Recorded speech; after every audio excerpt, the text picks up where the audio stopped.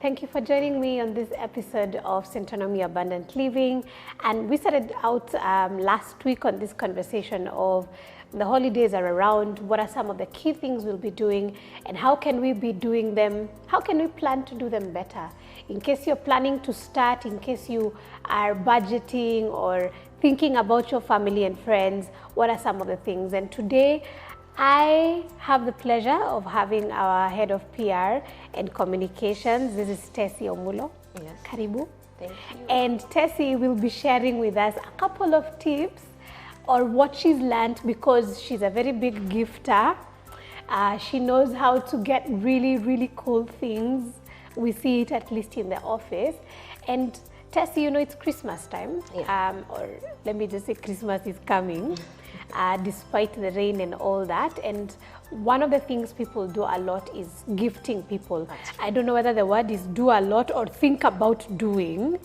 And that's why I thought, why not have this conversation mapema? We see what can we be thinking about. So tell us what you like about gifting, what gifting to you is all about, before we keep going. Well, I think gifts are those simple, small things that keep you in someone's mind for a long time.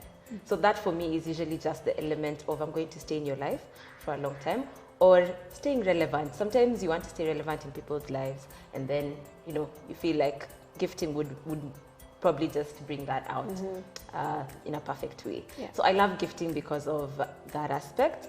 And I also, I don't know if people know this language of love thing that, you know, my language of love is gifts. Yeah. So I also gift a lot because I've learned to receive gifts. Yeah. I don't know if that's a thing. It's a thing, it's a thing. Like, do unto others what you would want them to do to you. Exactly. Yeah. So I've also now learned how to give gifts, and not just gift people, but think through the process. For me, three things stand out when I'm gifting people. Yeah. So one is like usefulness of the gift, then two, the budget, and three, the element of surprise. Okay. I'm a planner, so the planning bit is already in me. So those three things I look out for very, very fundamentally.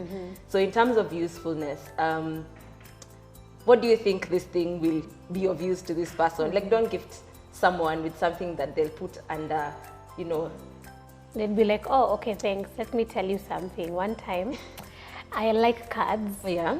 And I remember I thought, wow, you know, I saw this really, really cute little card at a House of Leather. Yeah. And I'm like, whoa, I need to, there's someone in my life I felt like, let me just write a really nice romantic message in here. And I think he will think I am the best person ever since sliced bread. And well, it didn't work out. Disappointment. Okay, he was like, thank you. And the next thing I'm seeing it some other day somewhere on a table. And I'm like, you had to work around with it. Yeah, like it's useful. Like exactly. For me, I would put it nicely on my table. But then later on, I realized instead of getting angry because I had started, I was like, when I looked at him and what he likes, it wasn't useful for him. Exactly. Yeah. Like, don't get someone something you know for sure they won't carry it around, or they won't, you know, put it in a place where they can see it every day. Yeah. So let me give an example. When I took Centonomy 101, some of the things I really needed to cut out on my budget or on my spend was the amount of money I spend on coffee. Right. So my very good friend, she's a very close friend of mine, decided she's going to get me a coffee presser and a coffee mug. So I cut my spend of coffee almost by half, because now I can make my coffee in the office, in the house. That's a thoughtful Useful, gift. Thoughtful, and meaningful. Exactly. Like it works, it's functional. And every time I use my coffee cup, every time I use my presser, that's the person I'm thinking about. Wow, that's so usefulness is the way to go. Think about, and most of the time people talk about it. Yeah. Mostly guys don't say, there's this thing I want to get, but listen to how they speak without speaking. Yeah, then observe. Exactly. Observe, listen. Then you know, if I get this thing for this person, it's going to mean a lot to them. Okay. Budget. Yes. Now, I'm one of those people who can gift on like a zero budget for real. I promise. Is it possible? It's very possible. For real, and we're not just telling people. I wish I carried like a sample. Yeah. Last year, I remember it was my really good friend again. It was her birthday and I didn't have money. I legit wasn't going to be able to get an expensive gift.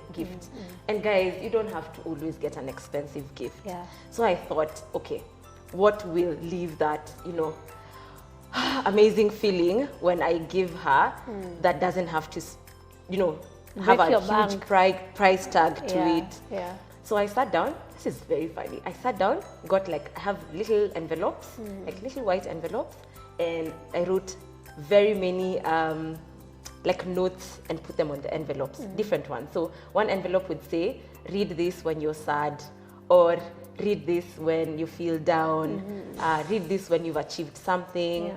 So she had to open them at a different time in her life. Some even stretched over to read this on your next birthday.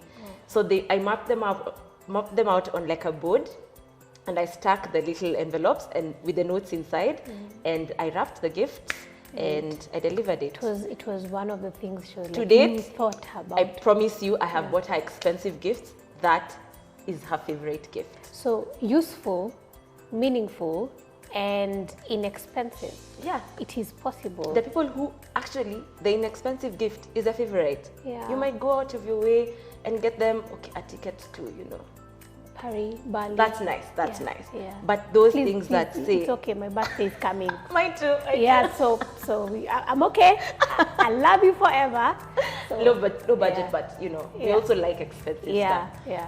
But those things that say, I was thinking about you, I took time. Okay. Because I actually took a lot of time cutting out those papers, writing them down, thinking through what would I want her to hear when she's in a low moment. Yeah. So that actually sparks wow, this person actually cares. So what you're saying is, in case right now my budget is low, or I'm not planning to overspend this time, or something happened and I don't know what to do, it's still possible to tell or show the people I love that here is a gift and it doesn't need to break the bank.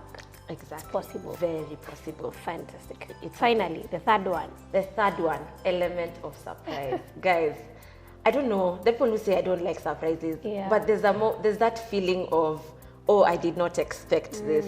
It's come at an not opportune time, the right time, I always also find those moments when if someone receives a gift at that time, Yeah. they're like, wow, this has made my day. Yeah. So don't always think about gifting on someone's birthday or over Christmas. During seasons. Yeah, that's when we Yeah. always feel like this is the gifting time. But the gifts in between also Go a long way. go a long way. And that element of surprise is now amplified. Yeah. So if you think about it, when they're having a bad day or they've gotten this amazing news but wouldn't necessarily warrant for a gift, Yeah. try and get a gift at that Yeah, time. yeah. They'll always remember you. So sometimes the element of surprise leaves you top of mind. And like I said, for me, one of the objectives is to stay relevant in people's lives. So surprise will make me, all the time they'll be like, guy, this time this person actually got me. Like, What if I'm not creative like you? What if it doesn't come automatic like the way it seems like it's coming to you, but I still want to gift people? Are there like places or people who can? definitely, Sheba, Help I actually you. don't think I'm creative. No? Nah, I just research. Yeah. I went onto Pinterest. I was like, what to gift on a low budget? Yeah. Or you just go online and check out stuff. Like that board thing, I just got Yeah. online. Wow. Okay. So you can always get ideas everywhere. Around Also ask guys. I mean, talk to your friends. Yeah. What kind of gifts do you get? Yeah. Someone who's having a baby. I remember when I was gifting someone who's having the firstborn baby. You didn't buy diapers. And I was like, what do you get? Yeah. A first-year-old, do they play? What are they doing with their lives? Like, what gift would make them excited? Yeah. It's hard. You Okay. wouldn't know everything. So find people who may have been there already, Yeah. have the relevant information, and you don't have to go, you don't have to be this creative person who can, draw and paint. Yeah. Just find someone who can help you out. What I've learned today is eliminate excuses. Gifting is a real language of love. Gifting is ideally being relevant in people's lives. And that's one of the ways we continue living abundantly. It's not difficult, it's not hard. Make it useful, make it affordable, and the element of surprise. Element of surprise.